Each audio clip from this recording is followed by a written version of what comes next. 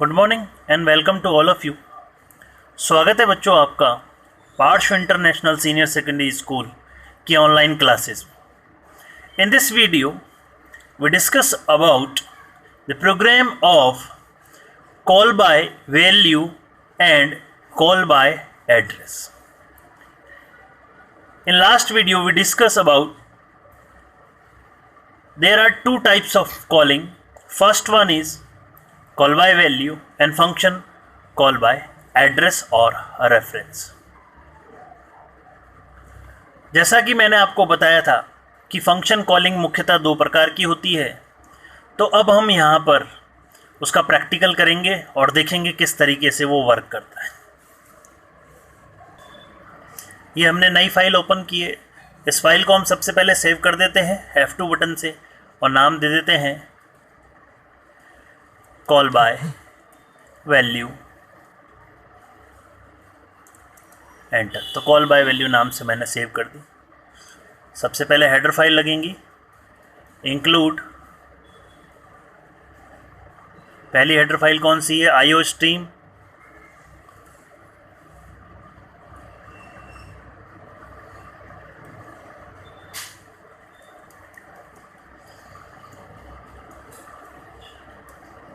Next header file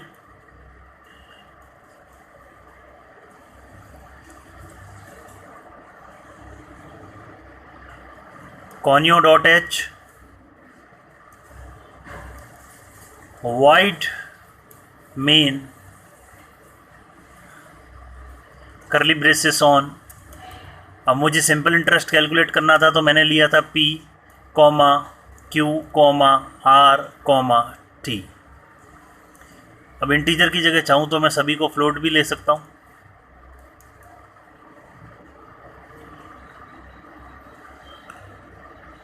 सबसे पहले screen clear करेंगे, CLR देन इनपुट के लिए एक मैसेज देंगे। क्या कहेंगे उसको? Enter principal rate and time. ये मैसेज जाते ही इनपुट देगा। वो इनपुट 3 वेरिएबल्स में जाएगा। पहला इनपुट जाना चाहिए P में, दूसरा जाना चाहिए R में रेट ऑफ इंटरेस्ट, और तीसरा जाना चाहिए टाइम पीरियड। अब यहाँ पर मैं फॉर्मूला लगाता था, फॉर्मूले की जगह मैं क्या करूँगा? फंक्शन को कॉल। मान लो फंक्शन का नाम मैंने क्या रखा? इंटरेस्ट।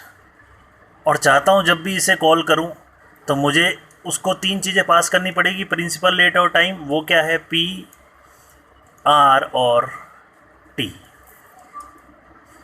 और मैं चाहता हूँ जब भी जो आंसर आए वो आंसर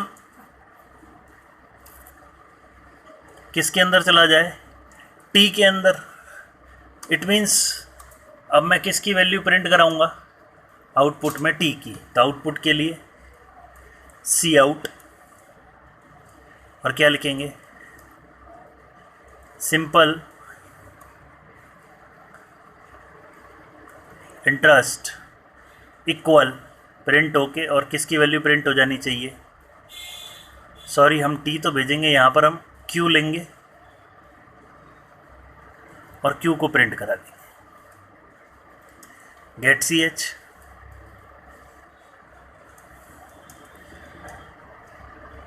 ये आपकी बॉडी बन। ये सिंपल प्रोग्राम है। अगर मैं यहाँ पर Q बराबर लिख देता P into R into T divide by 100, तो डायरेक्ट सिंपल एक प्रोग्राम बनता जिससे हम सिंपल इंटरेस्ट कैलकुलेट कर लेते।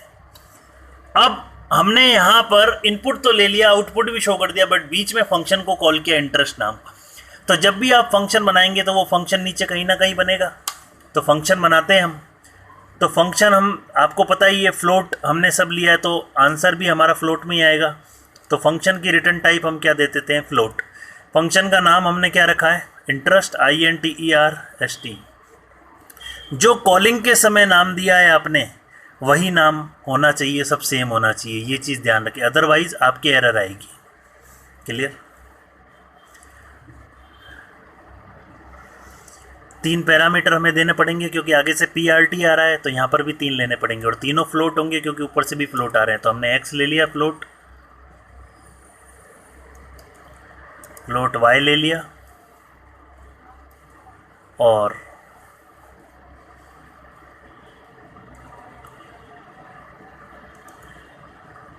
फ्लोट z ले लिया, x, y और z।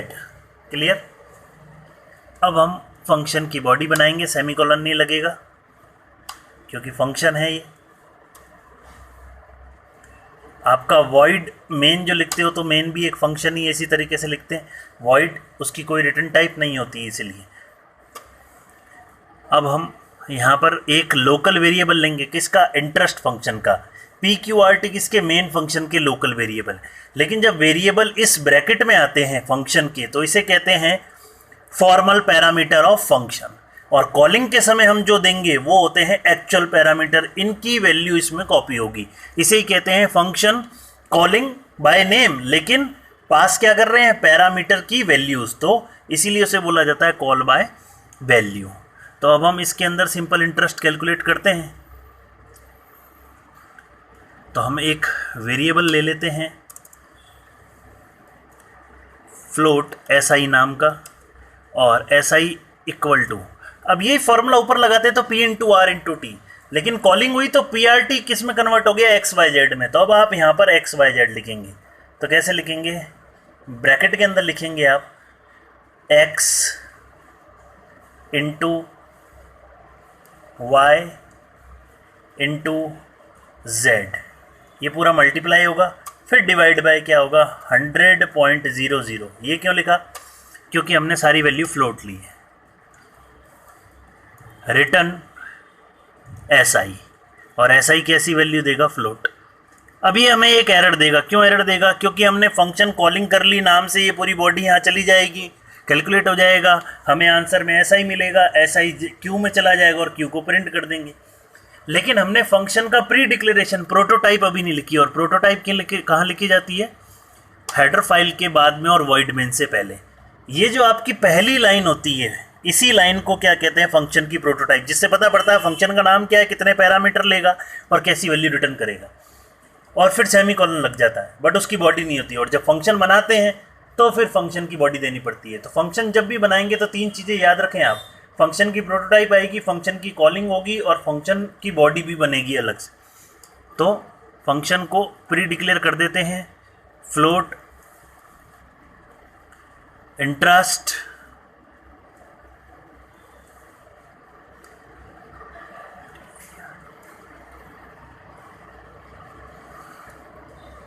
अब यहाँ पर मैं चाहूँ तो XYZ ना लिखकर फ्लोट लिखूंगा तो भी चल जाएगा, मतलब मैं 3 फ्लोट वेरिएबल ले रहा हूँ। लेकिन आप कंफ्यूज ना हो, आपने जैसा लिखा है आप वैसा ही लें, फ्लोट X,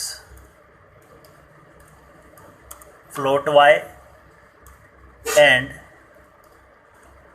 फ्लोट Z, और सेमीकोलन लगा दें। इसे ही कहते हैं फंक्शन की प्रोटोटाइप। क्लियर। तो ये आपकी फंक्शन की प्रोटोटाइप है, जिसे देख के पता पड़ रहा है कि इंटरेस्ट नाम का फंक्शन है, 3 पैरामीटर लेगा और फ्लोट वैल्यू रिटर्न करेगा। वो फंक्शन ये रहा आपका, और उसकी कॉलिंग का और ये यहाँ पर। क्लियर। तो जैसे ही सबसे पहली लाइन आउटपुट में आएगी enter principal rate and time, तो मैं प्रिंसिपल दूंगा, रेट दूंगा, टाइम दूंगा, 3 वैल्यू PRT की आ जाएगी। फिर क्या होगा, फंक्शन कॉल होगा इस लाइन पे जब कंपाइलर आएगा, तो PRT की जो वैल्यू फंक्शन जब कॉल होगा तो फंक्शन ये कॉल होगा, ये बॉडी आएगी, ये बॉडी क्या बोलेगी, XYZ की वैल्यू लाओ, तो XYZ की वैल्यू कहाँ से मिलेगी, PRT। तो PRT आपके एक्चुअल पैरामीटर हो गए फंक्शन के, और फॉर्मलिटी ये करेंगे तो ये क्या हो गए, फॉर्मल पैरामीटर। अब XYZ मल्टीप्लाई होगा, डिवाइड बाय 100 होगा, आंसर में क्या आएगा, SI फ्लोट वैल्यू है, तो इस पूरे की जगह SI आया जो किस में चला गया, Q में, और मैंने Q को प्रिंट कर दिया। अगर मैं ये Q वाली लाइन यहाँ से हटाना चाहता हूँ, आउटपुट यहाँ प्रिंट करना चाहता हूँ, तो मुझे यहाँ वॉइड देना पड़ेगा, रिटर्न वाला हटाकर मुझे सी आउट वाली लाइन यहाँ लिखनी पड़ेगी और SI को प्रिंट कराना पड़ेगा डायरेक्ट। मैं ऐसा भी कर सकता हूँ। उससे होगा क्या कि इनपुट आप यहाँ लोगे, फंक्शन कॉल करोगे, और आउटपुट जो है वो आप इसी के अंदर फंक्शन कॉलिंग में ही आप आउटपुट दे दोगे। ऐसा भी हम कर सकते हैं। हम चाहें तो इनपुट आउटपुट और प्रोसेसिंग सब कुछ भी हम यहाँ पर कर सकते हैं, और यहाँ पर सिर्फ CLR SCR और गेट CH और बीच में फंक्शन की कॉलिंग, हम ऐसा भी कर सकते हैं। क्लियर। तो रन करके देखते हैं हम। उससे पहले हम Alt + F9 से एरर देख लेते हैं। एरर हमारी 0 आ रही है, प्रेस एनी की बोल रहा है, देखें ये एरर 0 बोल रहा है। अब Ctrl + F9 से रन करते हैं तो देखें ये क्या बोल रहा है, enter principal latent time. Suppose मैंने जैसे एंटर मार के दे दिया 10,000, ये मेरा मूलधन है प्रिंसिपल। रेट ऑफ इंटरेस्ट मैंने दे दिया 3%। परसेंट मतलब 3, मुझे परसेंट चिन्ह नहीं लगाना है, मुझे डायरेक्ट 3 लिखना है। देन फिर टाइम जैसे सपोज़ मैंने दे दिया 8 ईयर, तो कितना हो गया चेक कर लें आप। 10 को 3 से मल्टीप्लाई करेंगे तो 30,000 हो जाएगा, और 8 दूनी 16, 8 तिया 21, 2,10,000 डिवाइड बाय 100 करोगे तो आपका आंसर करीब कितना आ गया, 2400 के करीब। 8 तिया 24, 2,40,000 था, तो 40,000 में से 2 जीरो कट गए आपके, 2400 रुपये आपका सिंपल इंटरेस्ट आ गया। तो इसमें हुआ क्या है, इनकी वैल्यू इसमें कॉपी हुई। इसे ही बोलते हैं कॉल बाय वैल्यू। फंक्शन को फंक्शन के नाम से कॉल करते हैं, और फंक्शन जब भी आप बनाओगे तो उसका प्री डिक्लेरेशन जरूरी है, जिसे फंक्शन की प्रोटोटाइप कहते हैं। जब हम कॉल बाय एड्रेस करना चाहते हैं तो आप देखें क्या चेंजेस हो जाएगा। हम यहाँ पर PRT का, जैसे वहाँ पर हमने ऐड का किया, आप इसी में ले लो। हम एड्रेस भेजना चाहते हैं तो एड्रेस किससे डिनोट करते हैं, एंड से। हमें इनमें एंड लगाना पड़ेगा PRT में। अब जब यहाँ से एड्रेस जाएगा तो यहाँ पर वेरिएबल नहीं, क्योंकि एड्रेस को स्टोर करने का काम कौन करता है, पॉइंटर। तो मुझे इन्हें स्टार लगाकर पॉइंटर बनाना पड़ेगा। क्लियर, *X *Y *Z, ये पॉइंटर बन गए। तो अब यहाँ पर भी आपके क्या होंगे, स्टार लगेंगे।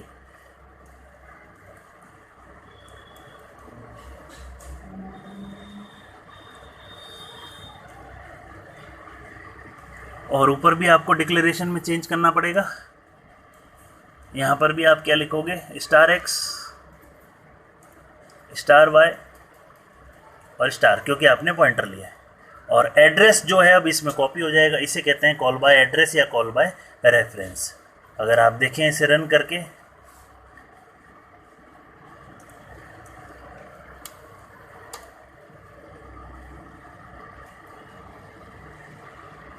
वापस चेक करते हैं हम लोग, आंसर हमारा